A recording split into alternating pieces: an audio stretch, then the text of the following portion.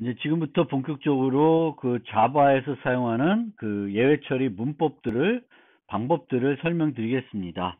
그래서 처음에는 예외를 발생하는 방법, 발생시키는 그런 방법에 대해 설명드리겠습니다. 먼저 예외는 두 가지 형태로 발생할 수 있는데, 프로그램에 논리 오류가 있어서 시스템에서 내가 발생하지 않아도 자동적으로 발생할 수 있습니다.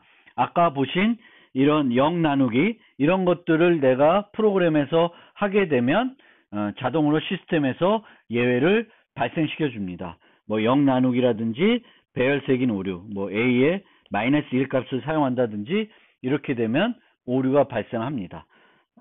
예외가 발생을 합니다. 그 다음에 특정 문제의 발생을 알리기 위해서 개발자가 직접 발생할 수 있습니다. 예를 들어서 은행 계좌에서 인출 과정에서 잔액이 부족하다. 그러면 이런 잔액이 부족한 사실들을 알기 위해서 어떤 그것과 관련된 예외 처리하기 위해서 예외를 직접 발생할 수 있습니다. 이때는 throw라는 문을 사용하게 됩니다. 이 throw 문을 이용해서 예외를 발생할 수 있는데, 이때는 예외 객체를 생성해서 발생을 해야 돼요. 근데 이 예외 객체를 생성할 때 시스템 라이브러리에 정의되어 있는 예외 클래스들을 아까 같은 뭐 arithmetic exception, 뭐 이런 runtime exception, 뭐 이런 것들을 이용해서 발생시킬 수가 있고, 사용자가 새롭게 예외 클래스를 정의해서 그 클래스의 객체를 생성해서 전달할 수 있습니다. 물론 이런 예외 객체 말고 다른 것을 C++ 같은 경우에는 전달할 수도 있는데 자바는 그렇지는 않습니다. 그래서 자바에서는 시스템 라이브러리 예외나 사용자 정의 예외, 이런 두 가지 종류를 throw를 이용해서 전달할 수 있습니다. 그러면 throw 문에 대해서 좀 더 자세히 설명드리겠습니다. 우리가 이 예외 처리는 throw, try, catch 이렇게 개념을 생각하시면 돼요. throw, 그 다음에 try, catch. 던지고 받는 거예요. 던지고 받는 거. 이런 생각을 하시면 돼요. 그래서 던지는 게 뭐예요? 예외 객체이다. 예외 객체 쓰는 것의 장점은 정보를 많이 포함할 수 있다. 이게 이점입니다. 그래서 예외가 발생하면 throw문을 이용하여 예외와 관련된 정보를 캡슐하고 있는 객체를 생성해서 전달할 수가 있습니다. 그래서 throw문이 실행되면 이 예외를 처리한 곳까지 제어가 바로 이동됩니다. 즉 함수가 바로 종료됩니다. 그러니까 이제는 함수가 종료되는 방법은 크게 더 이상 실행할 문이 없는 경우, 그 다음에 return 문을 만난 경우, 세 번째 예외가 발생된 경우입니다. 그러니까 함수가 종료될 수 있는 세 가지 조건은 더 이상 실행할 문이 없는 경우. 근데 이거는 void 함수만 그렇죠. void가 아닌 함수는 반드시 두 번째로 종료돼야 정상적인 종료입니다. 그런데 항상 비정상적으로 종료될 수 있습니다. 그건 언제요? 예외가 발생된 경우입니다. 그래서 withdraw 같은 경우에는 내가 이렇게 세 가지 형태로 이제 조건을 나눴습니다. 0하고 같거나 작은 경우, 그리고 0보다 큰데 밸런스보다 큰 경우, 그 다음에 정상적인 경우, 이렇게 나눴습니다. 그래서 이렇게 예외를 나누는 이유도 두 가지 성격이 다르기 때문에 나눈 거예요. 두 가지 성격이. 하나는 이거는 프로그래밍 오류로 보는 거고요. 이거는 사용자 요청 오류. 이렇게 두 가지 다른 것이다 라고 생각해서 이렇게 구분해서 처리하고 있는 것입니다. 그리고 여기에 보시면 illegal argument exception이라고 하는 것이 있는데, 요거는 시스템에 정의되어 있는 예외예요. 요거는 insufficient fund exception은 이런 거는 자바 라이브러리에 정의되어 있지 않겠죠. 그래서 요거는 사용자 정의 예외가 되겠습니다. 그래서 여기 보시면 throw new 이렇게 돼요. throw new. 물론 위에다가 객체들 만들어 놓고 여기서 던질 수 있는데 그렇진 않아요. 왜 그렇게 프로그램하지 않는 이유는 이 객체의 생성은 언제만 필요한 거예요. 예외가 발생했을 때만 필요한 거죠. 그래서 미리 이 객체들을 만들어 놓을 필요는 없습니다. 그래서 항상 이런 식으로 코딩을 많이 해요. throw new. 객체를 생성해서 던지게 됩니다. 그러면 이렇게 이런 경우가 발생하면 이 withdraw는 요 순간에 프로그램이 아니라 함수가 종료가 됩니다. 그러면 예를 들면 이 H에서 throw 문이 만나게 되면 이 객체는 G로 전달이 되게 됩니다. 그럼 G는 이 호출을 했을 때 try catch로 잡을 수가 있고, 만약 try catch로 안 잡으면 다시 또 예외는 G도 종료가 되고 F로 전달됩니다. 그럼 F에서도 잡지 않으면 메인으로 전달되고 있고, 메인에서 잡지 않으면 JVM으로 전달됩니다. 그리고 JVM에서 예외를 받게 되면 JVM은 무조건 프로그램을 종료시켜 줍니다. 그래서 이런 흐름이 있고, 여기서 던진 예외는 요 세 곳에서만 잡아서 처리할 수 있습니다. 이것과 독립적인 X나 Y나 기타 다른 함수에서는 그 예외를 잡아서 처리할 수는 없습니다. 예외 객체는 보통 throw문에서 생성된다. 왜냐하면은 throw문이 실행되지 않는 경우에는 필요 없는 객체이기 때문에 여기서만 생성을 하게 되겠습니다. 자바 표준 라이브러리에 포함된 예외 클래스를 이용하거나 사용자 정의 예외 클래스를 생성해서 전달하게 됩니다. 보통 예외와 관련된 문자열을 예외 객체 생성자의 인자로 전달하게 되겠고, 이 인자로 전달된 것은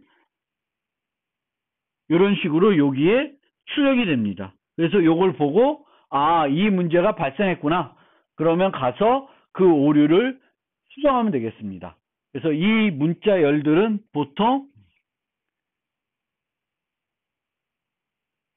이 문자열은 디버깅이 목적이 되겠습니다. 디버깅이 목적이다. 그리고 JVM까지 해당 예외 객체가 전달되면 JVM은 이 문자열 콘솔에 출력해주고 어떻게 돼요? 프로그램을 중단시킵니다. 사용자 정의 클래스를 정의하는 거에 이점, 가독성이 향상될 수 있습니다. 코드를 보면 insufficient fund exception. 그러면 이거는 잔액이 부족한 거구나. 충분히 이 예외 클래스 이름을 통해서 이 예외가 어떤 예외인지를 보다 쉽게 이해할 수 있습니다. 문자를 보지 않고도 어떤 문제인지를 파악할 수 있게 해준다라는 점에서 장점이 됩니다. 발생 위치가 제한적이다. 프로그램을 직접 생성하여 던진 곳에서만 발생하겠죠. insufficient fund exception은 여기 말고는 발생되지 않습니다. 그런데 illegal argument exception은 여러 곳에서 내가 발생하지 않아도 어떤 라이브러리 함수를 호출해도 거기서도 발생할 수 있는 예외입니다. 그런데 insufficient fund exception은 내가 만든 함수 아니면 발생할 수가 없을 것이고, 내가 만든 함수 중에서도 이 수로문이 있는 데서만 발생할 수가 있습니다. 그래서 발생 위치가 제한적이고, 또 객체 클래스이기 때문에 내가 필요한 기능들을 얼마든지 필요하면 추가할 수가 있습니다. 그러면 이 try catch 문을 살펴보면, 이 try catch는 이제 throw된 예외 객체를 잡고자 한다. 그러면 try catch라는 문을 사용하게 됩니다. 그래서 try로 예외가 발생할 수 있는 코드들을 함께 작성을 합니다. 그래서 여기 보시면 withdraw, 계좌이체라는데 출금이 안 되면 디포짓 할 필요가 없겠죠. 그래서 여기서 예외가 발생하면 이 메소드는, 이 호출은 실행되지 않습니다. 그래서 우리가 FGH처럼 얘가 예외가 발생하면 얘는 안 해야 돼. 그러면 요 세 개를 같이 여기다가 try로 묶어주면 돼요. 그래서 묶어서 여기서 실행되는 과정에 예외가 발생하면 캐치절로 옵니다. 캐치절은 여러 개가 올 수 있어요. 올 수 있는데 자바 7부터는 요 연산자를 이용해서 하나의 캐치절에서 여러 개를 동시에 잡을 수도 있습니다. 그래서 insufficient fund exception도 illegal argument도 여기서 동시에 잡을 수 있습니다. 만약 여기서 어떤 예외가 발생했는데 insufficient fund도 아니고 illegal argument도 아니면은 여기서 못 잡아요. 못 잡으면 그 예외는 계속 이 상위 메소드로 전달이 되게 되겠습니다. 그래서 try, catch. catch는 여러 개 올 수 있다. 그래서 이 캐치 블럭은 메소드의 정의와 유사한 측면이 있고 스위치절의 케이스절과도 유사한 측면이 있습니다. 캐치 블럭과 메소드 정의와 유사한 측면은 여기에 나오는 인자처럼, 매개 변수처럼 정의한다는 측면에서 메소드의 정의와 유사한 측면이 있고요. 스위치절의 케이스절과 유사한 측면은 캐치절이 여러 개가 올 수 있다라는 거예요. 그런 측면에서는 스위치문과 유사한 측면이 있다라고 되겠습니다.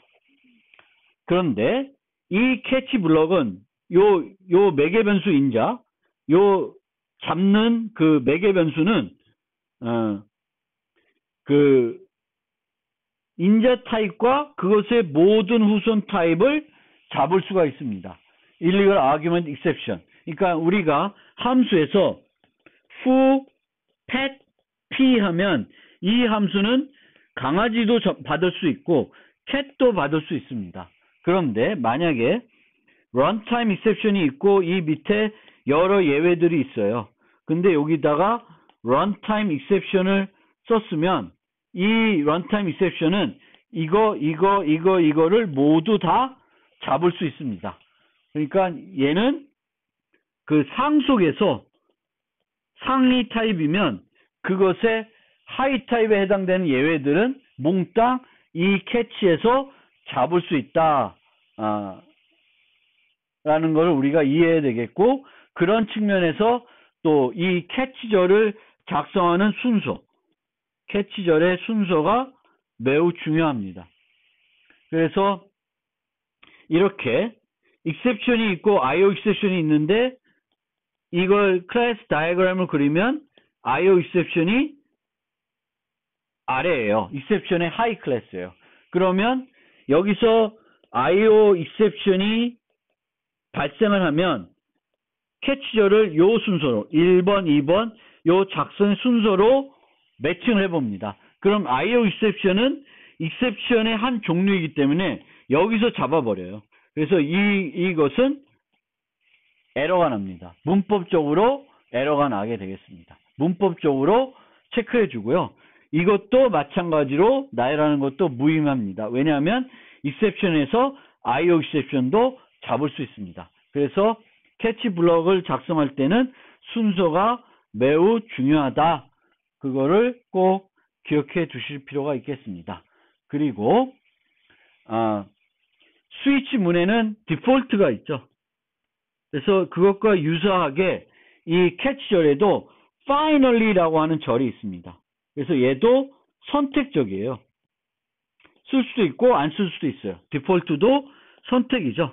쓸 수도 있고 안 쓸 수도 있습니다. 그런데 우리가 스위치문을 작성할 때는 꼭 쓰라 권장하고 있죠.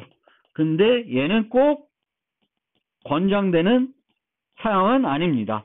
필요하면 쓰고 필요 없으면 안 쓰게 되겠고요. 최근에 와서는 try with resource라고 하는 새로운 기법이 도입됐기 때문에 finally를 별로 안 써요. 쓸 일이 별로 없다. 최근에 와서는 별로 안 쓴다. 그런데 만약 이런 식으로 프로그램이 되어 있어요. 그랬을 때 프로그램이 실행되는 흐름을 한번 살펴봅시다. 첫 번째는 트라이절에 있는 문장들을 실행하는데 예외가 발생하지 않았어요. 그러면 어떻게 되냐면 트라이절에 있는 게 몽땅 다 실행되고 finally가 실행된 다음에 그 다음이 실행될 것입니다. 그래서 try 다음에 finally가 실행돼요. 그 다음에 두 번째 finally가 여기서 try에서 막 문장들 실행되는데 예외가 발생했어요. 그리고 그것에 해당되는 캐치 블럭이 있어요. 예를 들면 IO exception이 발생했다고 합시다. 그러면 여기서 진행되다가 거기까지만 진행되고 여기로 와요. 그래서 얘가 실행이 되고 그 다음에 finally가 다시 또 실행이 됩니다. 그래서 finally 그걸 보시면 finally는 항상 실행이 돼요. 얘는 항상 실행이 된다. 자, 세 번째 어떤 경우가 있냐면 예외가 발생을 했어요. 그런데 이 예외가 발생했는데 여기서도 못 잡고 여기서도 못 잡았어요. 그러면 finally가 실행된 다음에 그 예외는 상위로 전달됩니다. 다시 또 상위로 전달돼요. 그러니까 아직까지 예외가 캐치가 안 된 상태가 되는 겁니다. 그래서 세 가지 경우 수가 있고 finally는 무조건 실행이 된다. 언제든지 실행이 된다. 그래서 finally는 항상 짝이 되는 처리를 위해서 도입이 됐는데 파일을 오픈하면 close, 예외가 발생하더라도 그 연 파일을 close 하기 위해서 finally라는 게 도입됐는데 요즘은 많이 안 쓴다. try with resource라는 개념이 있고요. 자바는 new 해도 delete를 할 필요가 없기 때문에 이 경우는 이제 finally를 사용하는 용도는 아니에요. 그냥 짝 처리되는 예를 설명드리기 위해서 제가 이렇게 요 예를 들어두고 자 throw와 try catch 자바 문법을 설명드렸으니까 실습을 통해서 한번 그 배운 것을 적용해 보겠습니다. 3장 설명할 때 만들었던 뱅크 카운트에 예외 처리를 추가해 보겠습니다.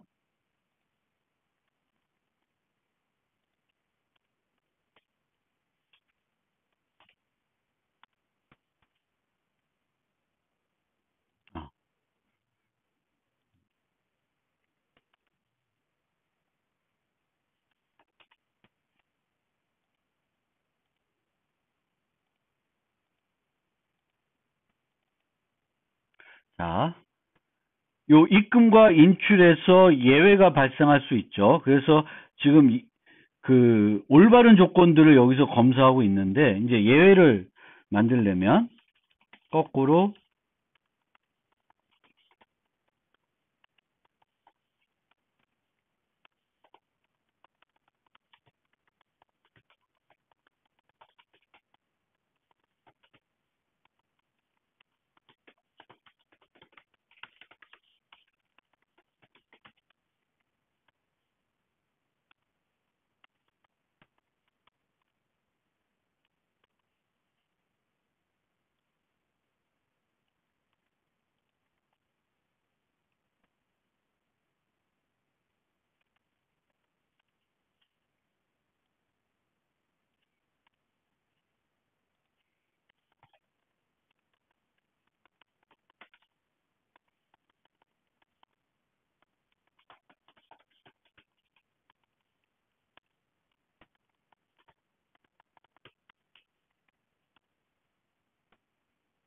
이렇게 한번 만들어 봤습니다. 그래서 amount가 0하고 같거나 작으면 음수 또는 0 입금, 그리고 그 인티저 맥스 밸류 요 밸런스가 인티저 맥스 빼기 amount보다 크면 오버플로우 형태로 해놨고요.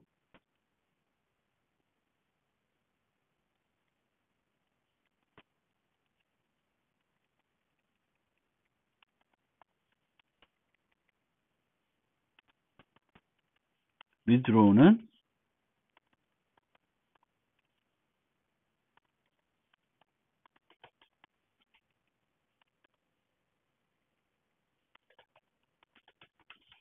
똑같은 illegal argument exception.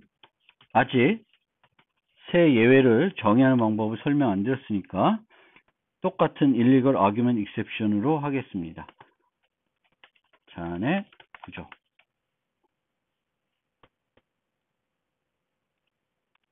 그래서 이렇게 추가를 하게 되면 이제 예외 처리가 추가가 된 뱅크 카운트가 되겠습니다. 필요한 예외 처리들을 다 한 상태가 되겠고요. 그러면 얘를 실행하면 이제는 지난번과 달리 여기 들어올 때 예외가 발생했죠. exception 이렇게 해가지고 자바랭 어디메 exception 입금 과정 오버플로우 여기서 예외가 발생했다는 것을 알 수 있습니다. 그런데 만약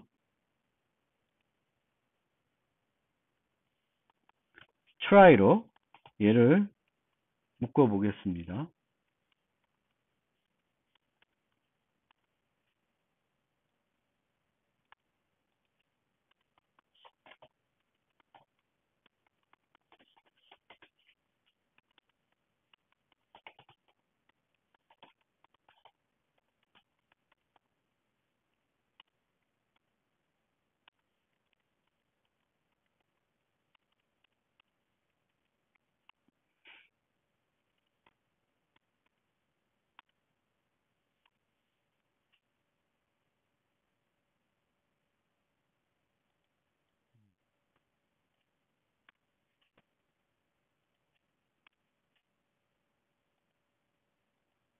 이렇게 해서 실행하면 예외가 발생했는데도 여기까지 해야 여러분들이 조금 더 느낌이 오실 것 같네요.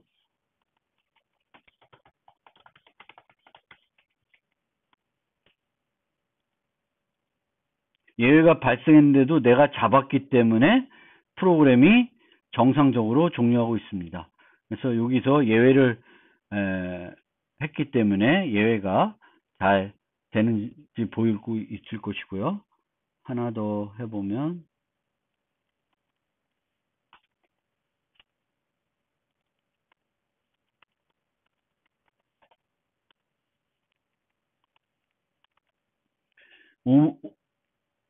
5,000원밖에 없는데 10,000원을 인출하고자 하면 잔액 부족이라는 게 나옵니다. 10번째 주에서 잔액 부족이 나옵니다. 그러면 요 문장들은 실행이 안 되게 되겠습니다. 실행이 안 되고 여기서 예외 발생했기 때문에 위드로 실행 과정에서 위드로가 종료되면서 여기로 오게 되겠고 캐치를 하게 됩니다. 그런데 여기다가 내가 arithmetic exception만 하면 어떻게 되냐면 여기서 발생되는 건 illegal argument exception이죠. 그럼 여기서 잡을 수가 없어요. 그럼 프로그램 종료가 출력이 되지 않습니다. 여기서 못 잡았기 때문에 이 예외는 JVM까지 메인에서 JVM까지 전달되고 있습니다. 그래서 우리가 이제 예외 처리하려면 throw, new, 그 다음에 try, catch, 그리고 필요하면 finally 이렇게 이해하시면 되겠습니다. try with resource라고 자바 7부터 추가된 거에 대해서 간단히 설명드리고 다음으로 넘어가겠습니다. 그래서 그 자바 7 이전에는 우리가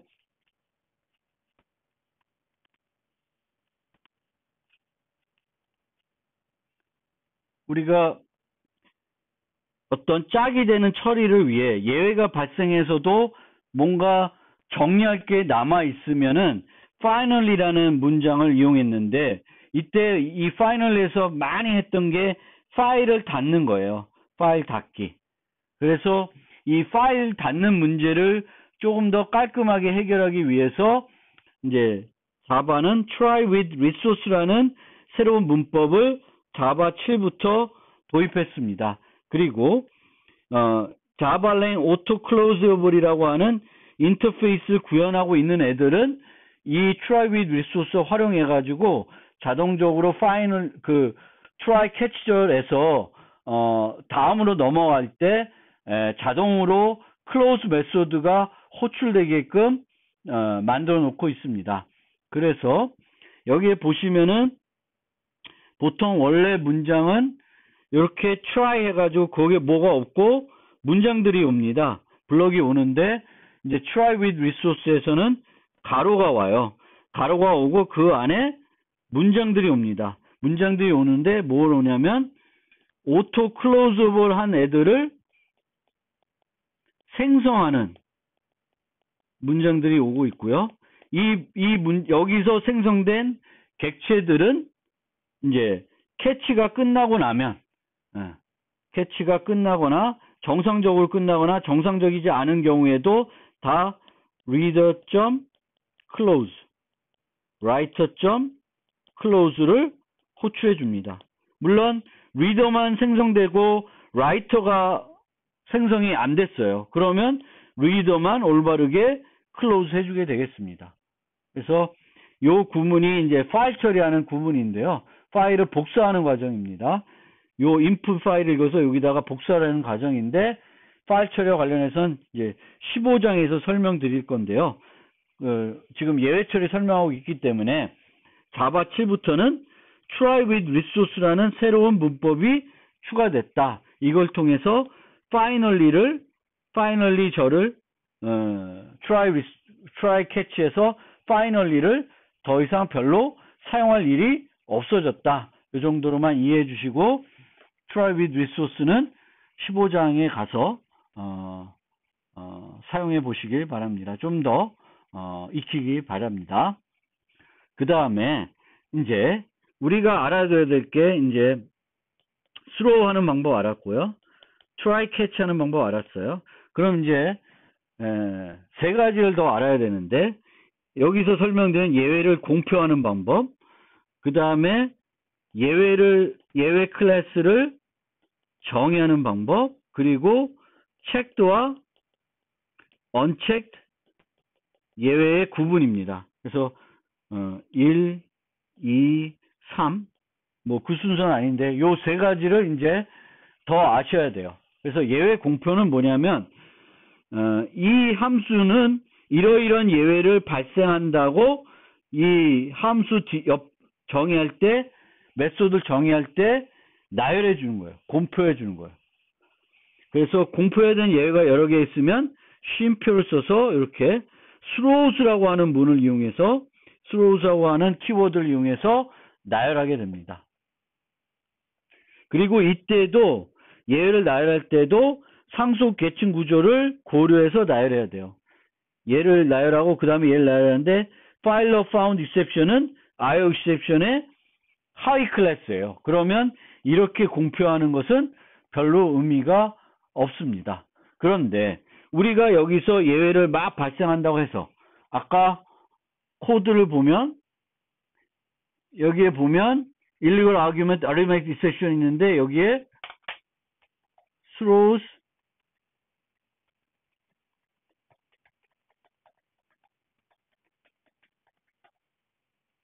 이렇게 코딩을 해도 에러는 안 나죠. 에러는 안 나는데 이것이 없어도 에러도 안 납니다. 즉 공표는 꼭 해야 되는 건 아니에요. 모든 그 메소드에서 발생하는 모든 예외를 공표해야 되는 건 아닌데 책 예외의 경우에는 이 책 예외가 발생할 수 있으면 그리고 그것을 내가 함수 내에서 직접 처리하지 않으면 공표를 해야 됩니다. 언체크드 예외의 공표는 문서화 효과만 있다. 의무적인 것이 아니다. 그러면 이제 여기서 궁금한 게 체크드는 뭐고 언체크드는 뭐냐? 이게 이제 궁금할 수 있죠. 이제 그것에 대해서 설명을 드리겠습니다.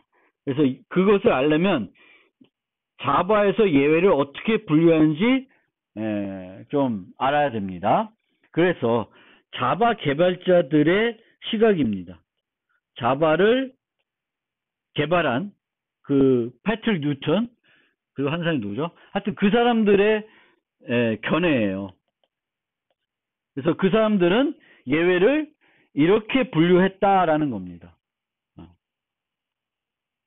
자바 발명자의 개발자니까 좀 자바 발명자의 분류입니다. 그래서 어떻게 분류했냐면 처리할 수 없는 예외와 처리할 수 있는 예외로 구분했어요. 그러니까 개발자가 어떻게 할 수 없는 예외, 개발자가 뭔가 할 수 있는 예외로 나눈 거예요. 그리고 처리할 수 있는 예외는 세부적으로 두 가지로 나눴는데 코드 수정을 통해 발생하지 않도록 할 수 있는 예외. 뭐 예를 들면 아까 이런 거요. 0 나누기. 이런 건 내가 코드 수정하면 더 이상 예외가 발생하지 않겠죠. 코드 수정을 통해 발생하지 않도록 할 수 없는 예외예요. 그러니까 예를 들면 프린터 종이 부족 또는 뭐 파일 시스템 용량 부족 이런 것들은 처리는 할 수 있지만 코드 수정을 통해서 발생하지 않도록 할 수는 없습니다. 그래서 이렇게 분류했습니다. 분류해 놓고 어떻게 했냐면 분류 2는 프로그래머가 예측할 수 없거나 예측할 수 극복할 수 없는 예외가 되겠습니다. 이것은 무시하게 되겠습니다. 무시하는 거예요. 이거는 이제 어떤 종류가 있냐면 메모리 부족과 같은 자원 고갈이나 JVM 자체 오류예요. JVM 자체 오류는 내가 어떻게 할 수 없죠. 오라클에서 수정을 해줘야 되는 그런 수정해 놓지 않으면은 발생할 수밖에 없는 에러입니다. 그래서 자바에서는 이를 에러 클래스로 정의하고 있습니다. 그래서 이거는 발생을 해도 어떻게 할 수 있는 것이 아닙니다. 그래서 얘는 논외로 하는 거예요. 논외. 논하지 않아요. 그래서 분류 1은 우리는 신경 쓰지 않는다. 프로그램 할 때, 개발할 때 신경 쓰지 않는다.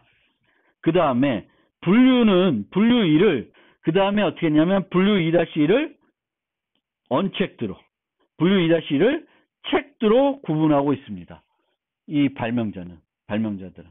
그래서 분류 2-1을 언체크드로 분류 2-1을 체크드로 구분해 놓고 그것을 처리하는 방법을 달리해서 강건성을 높이고자 했습니다.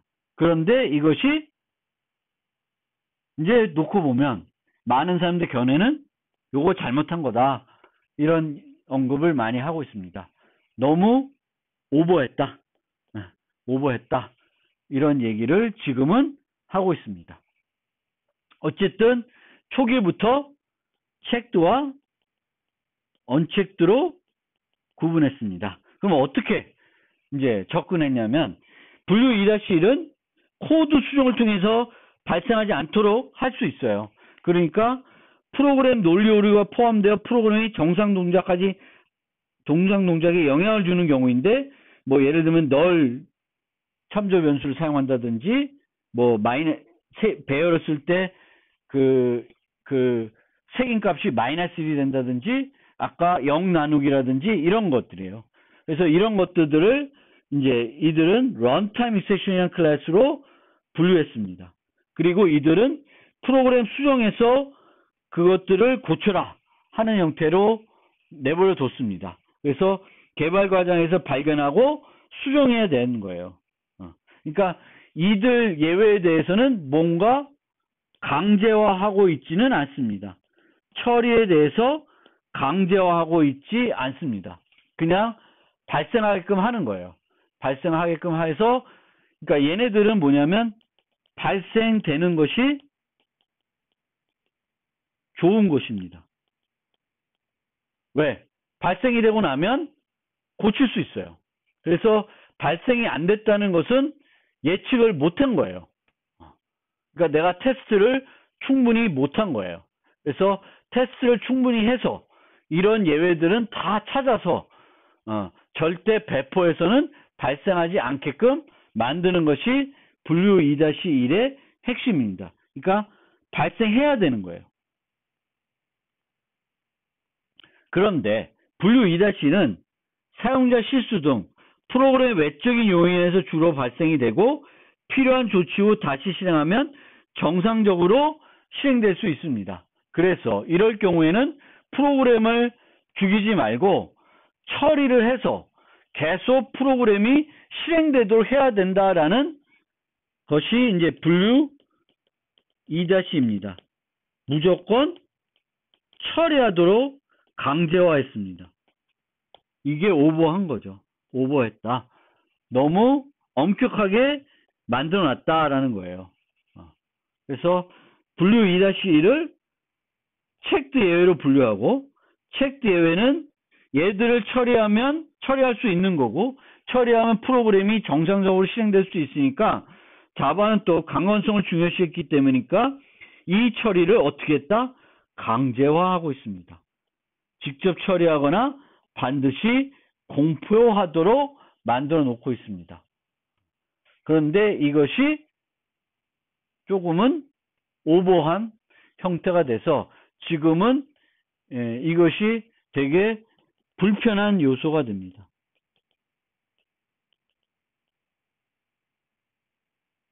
강건성을 높여주는 요소도 되지만 여러 가지 프로그램 할 때 불편한 점이 많이 있습니다. 그래서 이제 지금은 이것이 조금 잘못된, 최초의 잘못된 설계라고 많이 이야기하고 있습니다. 그러면 책 예외는 어떻게 처리를 강제화되어 있냐 하면은 예를 들어 봅시다.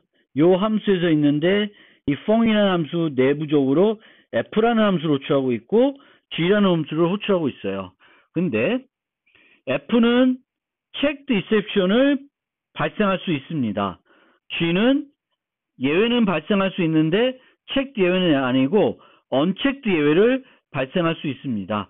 그러면 이렇게 코딩을 하면 문법 오류가 돼요. 왜? F는 checked 예외를 발생할 수 있는데 이 펑에서는 그 예외를 잡아서 처리하지 않고 있습니다. 또 공표하고 있지도 않습니다. 그래서 문법 오류를 극복하려면 요렇게나 또는 요렇게 해야 돼요. 즉 어떻게 해야 되냐면 try catch를 하는 거예요. try catch를 해서 A exception이 발생할 수 있으니까 내가 잡아서 처리하면 됩니다. 아니면 나는 요 위치에서 처리하는 건 적절하지 않아. 상위에서 처리하는 게 더 나아. 펑을 호출하는 사람이 처리하는 것이 더 좋겠다 하면은 여기다가 이렇게 써주는 거예요. 그래서 나는 책대가 발생하는지 알고 있지만 여기서 처리하지 않고 위로 위임했으니까 펑을 호출한 사람은 꼭 처리해라 라고 얘기해 주는 거예요. 그래서 이렇게 두 가지를 하지 않으면 문법 오류가 됩니다. 그러면 이 G에서 발생할 수 있는 언체크드 예외는 어떻게 해야 되는 거냐? 실제로는 이 A가 널이면 G에서도 예외가 발생하지만 여기서도 발생할 수가 있어요. 그래서 이런 언체크드 예외는 이런 식으로 처리하는 거예요. 널이 아닌지 보고 널이 아니면 실행하고 널이면 실행하지 않는 겁니다. 그래서 언체크드 예외는 이렇게 코드를 수정해서 절대 발생하지 않게 만드는 것이고 체크드 예외는 발생을 했을 때 try와 catch로 그것을 잡아서 처리해야 되는 거예요. 그리고 절대 이 체크드 예외는 어디까지 전달되면 안 돼요? JVM까지 전달되면 안 되는 거예요. JVM까지 전달되지 않고 내가 프로그램 내에서 처리를 해줘야 됩니다. 그러면 이 체크드 예외를 만들어서 써보기 전에 한번 실제 코드 통해서 예외를 보기 전에 자바에 있는 예외 클래스를 한번 살펴보겠습니다. 자바의 모든 예외 객체는 자바랭 스로블의 자손 클래스가 돼야 돼요. 그리고 자바랭의 스로블 클래스에는 두 개의 클래스가 있는데 분류 뭐라고 돼 있죠? 뭐라고 했었죠? 분류1, 그렇죠? 요게 분류1, 요게 분류2예요. 그리고 나머지들은 다 분류 2 밑에 아래로 가 있습니다. 그런데 요런 애들은 분류 2-2, 2-2, 2-2고 얘는 2-1이에요. 그래서 얘는 unchecked 예외이고 나머지는 checked 예외입니다. 그래서 이런 checked 예외들은 내가 반드시 잡아서 처리를 해줘야 됩니다. 그리고 runtime exception 밑에는 이제 이런 수많은 우리들이 많이 사용한 또는 시스템 라이브러리 함수를 호출했을 때 많이 발생할 수 있는 예외들이 정의되어 있습니다. 아까 그 뱅크 카운트 때 썼던 illegal argument exception, 그리고 -1 예외를 처리하면 발생하는 array index out of bound exception, 그리고 문자를 썼을 때 이제 발생할 수 있는 string index out of bound exception, null 사용했을 때 사용하는 null point exception, 아까 0 나누기 썼을 때 발생할 수 있는 arithmetic exception 등등 이런 것들이 runtime exception에 해당합니다.